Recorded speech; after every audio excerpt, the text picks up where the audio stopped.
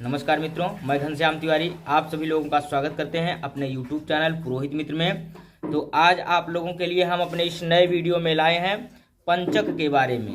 बहुत सारे लोग बोलते हैं और कहते हैं लेकिन उसके बारे में जानते नहीं। पंचक होता क्या है, पंचक में कौन कौन से 5 नक्षत्र आते हैं, पंचक में कौन से कार्य निषेध हैं और कौन से कार्य कर सकते हैं।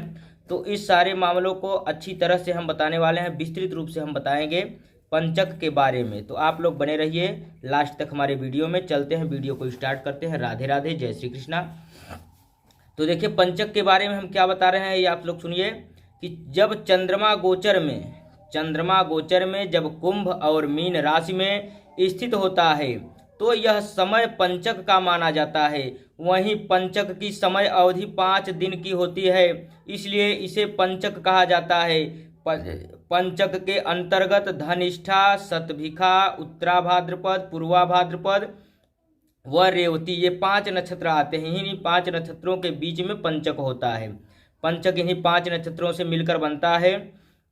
और पंचक में क्या क्या कार्य, कौन कौन से कार्य निषेध है, उसके बारे में चर्चा करते हैं। तो आप लोग ध्यान से सुनिए हमारे वीडियो में। तो देखिए पहला क्या निषेध कार्य है, पंचक के दौरान चारपाई बनवाना शुभ नहीं माना जाता। विद्वान के अनुसार ऐसा करने से आपके ऊपर कोई संकट आ सकता है, तो आप लोग भूलकर भी कभी पंचक के दौरान चारपाई का निर्माण ना करवाएं, ठीक है। दूसरा आप लोग सुनिए क्या निषेध कार्य है पंचक नक्षत्र में। तो पंचक के दौरान घास, लकड़ी आदि जलने वाली वस्तुएं एकत्र नहीं करनी चाहिए, अन्यथा आग लगने का भय रहता है।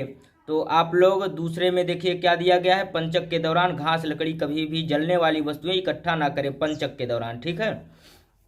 और तीसरा देखिए क्या बताया गया है कि दक्षिण दिशा में पंचकों के दौरान यात्रा नहीं करनी चाहिए। जब भी पंचक नक्षत्र हो तो दक्षिण की दिशा में यात्रा नहीं करनी चाहिए, क्योंकि यह दिशा यम और पितरों का होता है और यम और पितरों की मानी गई यह दिशा, इसलिए इन नक्षत्रों में दक्षिण दिशा की यात्रा करना हानिकारक माना गया है। तो आप लोग हमेशा जब भी पंचक नक्षत्र हो, पंचक नक्षत्र के दौरान दक्षिण की दिशा में यात्रा कभी भी भूलकर भी ना करें। और चौथा देखिए क्या बताया गया है कि पंचक के दौरान घर की छत नहीं बनवानी चाहिए। ऐसा करने से घर में क्लेश और धन की हानि होती है और संकट आने का भय होता है। तो जब कभी भी पंचक के दौरान आप कभी भी घर बनवाए हों तो उसके छत का निर्माण, जो ढलैया बोलते हैं ढलैया, वो कभी भी छत का निर्माण नहीं करनी चाहिए, ठीक है। तो ये आप लोगों को हमेशा ही निषेध माना बताया गया है, तो आप लोगों को इसको हमेशा बरकाना चाहिए। और 5वें में देखिए, 5वां और अंतिम क्या बताया गया है इसमें कि सैया का निर्माण पंचकों के दौरान नहीं करना चाहिए। जब भी आप कभी सैया का निर्माण करें तो पंचक के दौरान ना होने पाए, आप लोगों को एकदम से ध्यान रखना चाहिए। और पंचक कितनी प्रकार की होती हैं, आप लोगों के बीच ये भी चर्चा कर दें। तो आइए पंचक के बारे में जानते हैं कि पंचक 6 प्रकार की होती हैं। कौन कौन सी पंचक, एक रोग पंचक, दूसरा राज पंचक, तीसरा अग्नि पंचक, और चौथा मृत्यु पंचक, और 5वां चोर पंचक, और 6वां और लास्ट बुध और गुरुवार की पंचक, ठीक है। तो देखिए पहले पंचक के बारे में बताएं, रोग पंचक क्या है। तो रविवार को शुरू होने वाला पंचक रोग पंचक होता है। जब भी पंचक की शुरुआत अगर रविवार को हो रही है तो वो पंचक रोग पंचक कही गई है। और दूसरा नंबर क्या है देखिए, राज पंचक। जब भी सोमवार को शुरू होने वाला पंचक राज पंचक कहलाता है।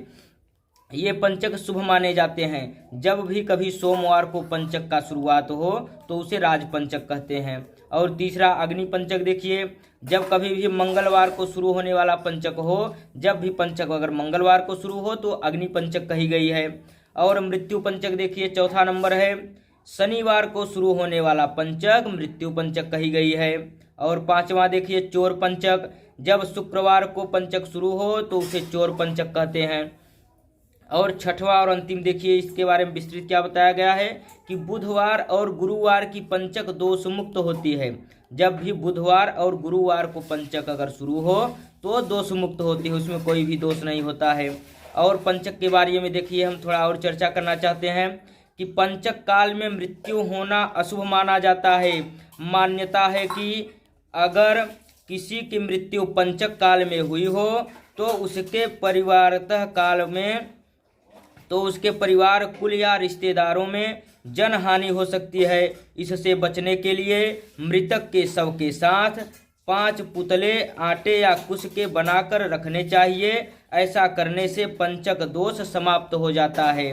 तो ठीक है, जब कभी भी किसी के घर में या रिश्तेदारों में पंचक नक्षत्र के बीच अगर किसी की मृत्यु हो जाती है तो 5 आटे का पुतला या कुशे का पुतला बनाकर उसके साथ रख के जलाना चाहिए। इससे पंचक दोष जो है वो मुक्त हो जाएगा, पंचक दोष खत्म हो जाएगा। ठीक है, आप लोगों को ये हमेशा ध्यान में रखना चाहिए। तो चलते हैं, मिलते हैं आप लोगों से अगली वीडियो में। अभी के लिए राधे राधे, जय श्री कृष्ण।